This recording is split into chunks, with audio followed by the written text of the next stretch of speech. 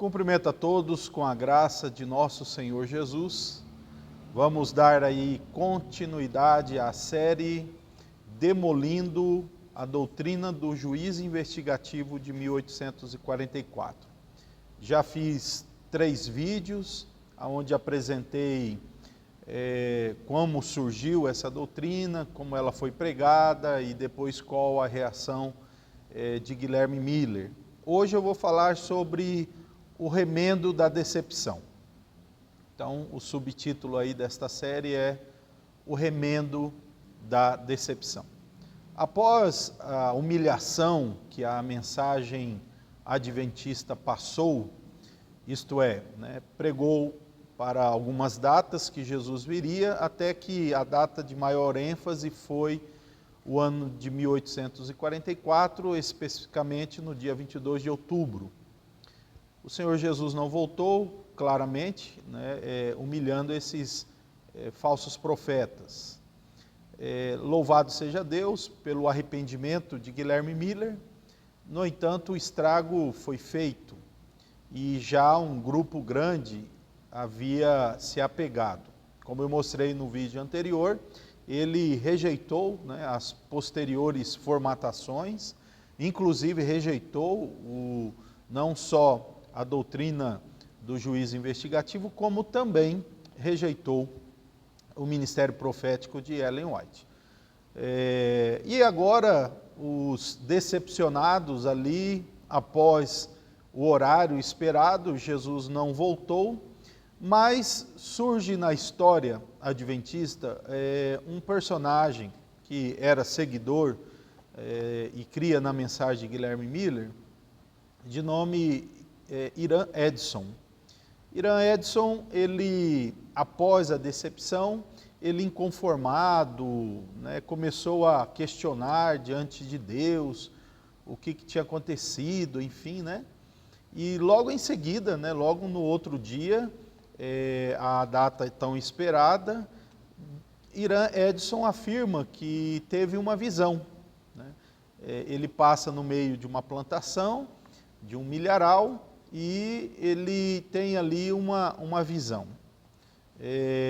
Irã Edson, segundo ele relata, e isso está no livro História do Adventismo, ele tem uma visão de que Jesus teria passado do lugar santo para o lugar santíssimo. E era isso que eles deveriam ter pregado, ou era isso que eles deveriam ter esperado acontecer neste ano. E o equívoco, portanto, era em anunciar que Jesus viria para a terra buscar a sua noiva, quando na realidade ele estava passando para um outro compartimento celestial. Este é o remendo, Este é o remendo que a teologia adventista apresenta para a grande decepção. O que acontece é claramente que isso daí não tinha sido identificado na mensagem de Miller. Aliás, se Guilherme Miller estava sendo orientado por anjos, era como um profeta, nos preocupa muito a ideia de que agora essa mensagem estava recebendo uma outra orientação mística, não é?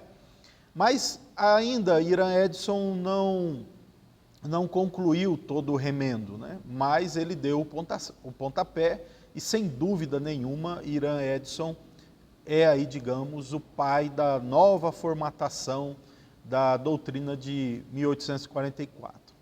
Mas, se ele é, digamos aí, um pai dessa nova formatação, Ellen White se torna mãe. Ellen White, logo em seguida, alguns meses depois, a grande decepção, ela tem aquela visão, olhe mais para cima, tal, e vê o povo do advento, e o que ia manter eles era a mensagem do santuário. Então Ellen White como que ratifica a visão de Irã Edson com a sua própria visão, Como era de costume, como nós já apontamos em outros vídeos, Ellen White, ela vivia num período em que havia muitas profetisas e muitos profetas, e esse pessoal histérico, que rolava no chão e fazia muitas coisas, era do tipo, da estirpe aí da própria Ellen White. Então Ellen White, já ainda muito nova, entre seus 14, 15 anos aí, ela começa a aparecer com essas visões ali, junto com outros personagens do movimento, né? E aí o que acontece é que agora eles pegam toda a grande decepção e transformam em uma grande glória, né? Em uma mensagem gloriosa, numa mensagem de restauração, né? Veja, né, que por anos, se calculados aí desde quando Miller começa a pregar, né, por muitos anos, essa mensagem que afrontava a verdade bíblica foi pregada, e agora, não, ele só errou em um detalhe, né, que Jesus viria, mas na verdade Guilherme Miller nunca nem sequer ventilou nada sobre essa questão de investigação, de Jesus ir por uma outra parte do Santíssimo, nada. Isso daí é tudo formatação posterior, é o remendo, né? Digamos aí, é o reciclado da grande decepção, né? Essa doutrina de 1844. Então, com o remendo, o que essa doutrina agora se torna? Agora, eu já enfatizei isso daqui em outros vídeos, tem um vídeo no meu canal, MCA Apologético, intitulado 1844, a obsessão adventista, né? Também está documentada essas citações no meu livro, A Conspiração Adventista. Caso você deseje esse livro, entre em contato aí comigo nos comentários. Mas observe só, então eles passam a ter essa doutrina como importantíssima. Essa é a principal doutrina adventista. Eu quero dizer para vocês aí que a principal doutrina adventista não é a mortalidade da alma, isto é, que a alma morre. A principal doutrina adventista não é o sábado, embora seja importantíssimo o sábado, mas não é uma doutrina exclusivista adventista, já que outros grupos guardam o sábado.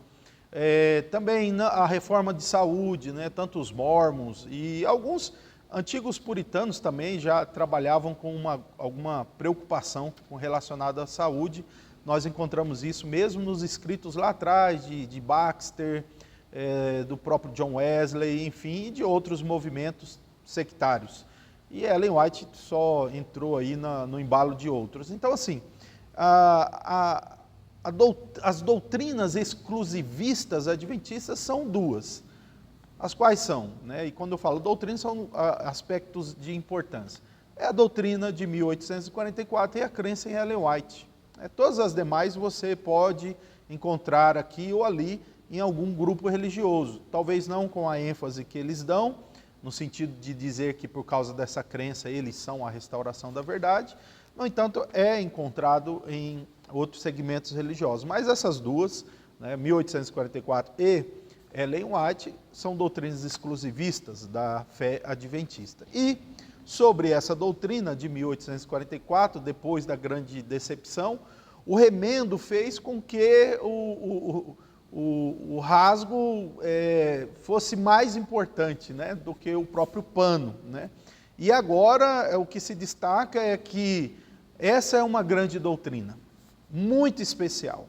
E eu vou citar aqui para vocês, como eu já disse, já fiz outros vídeos mostrando várias citações de um teólogo adventista que mostra a importância da doutrina do juízo investigativo. Eu agora vou mostrar para vocês algo que está no livro A História do Adventismo, na página 67, né? É dito sobre Ellen White, ela falando sobre a doutrina do juízo investigativo. Olha só, ela também, né, falando de Ellen White, o livro A História do Adventismo, ela também denominou a nova concepção deles, dos pioneiros, um dos marcos da mensagem adventista do sétimo dia. A menos que entendamos o tema, disse ela, será impossível para nós exercer a fé que é essencial nesse tempo. Perto do fim de sua vida, ela reiterou sua ênfase. Abre aspas, o santuário é o fundamento de nossa fé.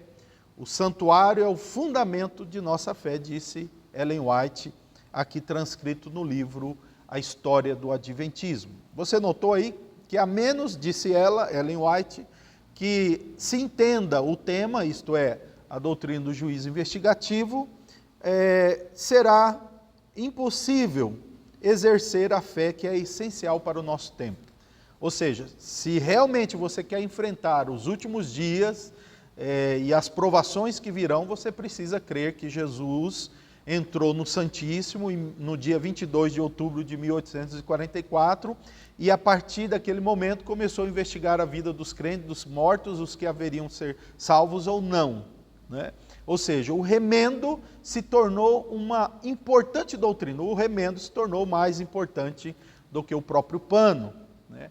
Então, o que observamos aqui é que o Adventismo, ele simplesmente reciclou a decepção, a desobediência contra o Senhor Jesus, que disse que daquele dia e hora ninguém sabe, ao invés de eles terem a mesma atitude de Guilherme Miller, não, eles não aceitaram, buscaram, né, respostas, e a resposta veio pelo que cremos, conforme diz Paulo aos Tessalonicenses, que em alguns momentos Deus envia o espírito do erro para aqueles que creem na mentira, para que continuem crendo, para que continuem crendo na mentira.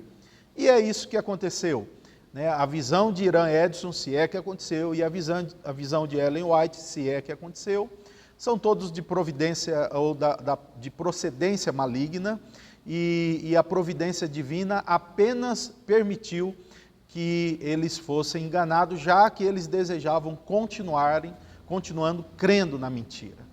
Então, que essa reflexão possa nos ajudar a pensar que a doutrina do juízo investigativo nada mais é do que um remendo da decepção, dando um jeito naquilo que ficou exposto como ridículo, e o Senhor Jesus saiu como verdadeiro, já que ele disse que daquele dia e hora ninguém sabe, e não competia saber, né, aos seus seguidores quando. E Jesus humilhou os falsos pregadores, mas infelizmente, mesmo assim, eles não se arrependeram e eles não corrigiram, né, a partir da decepção. Então, o remendo realmente da doutrina de 1844 acabou dando um exemplo, né, um álibi, digamos assim, para um outro movimento futuro vindo dos adventistas, que é o grupo conhecido como Testemunhas de Jeová, que também pregou que Jesus voltaria em algumas datas, e especificamente na data de 1914, Jesus não voltou e transformou essa doutrina agora na presença invisível de Cristo. Então, o que aconteceu com 22 de outubro de 1844 com os adventistas, aliás, com os seguidores de Guilherme Miller, aconteceu também com os seguidores de Charles Russell, já que eles pregavam que Jesus viria no dia 1º de outubro de 1914, né, era o fim dos tempos dos gentios, e nada aconteceu. Que Deus nos mantenha firmes e convictos na verdade da palavra de Deus, fugindo dessas interpretações que são mais especulações do que interpretação bíblica. Deus nos fortaleça e nos abençoe em Cristo Jesus.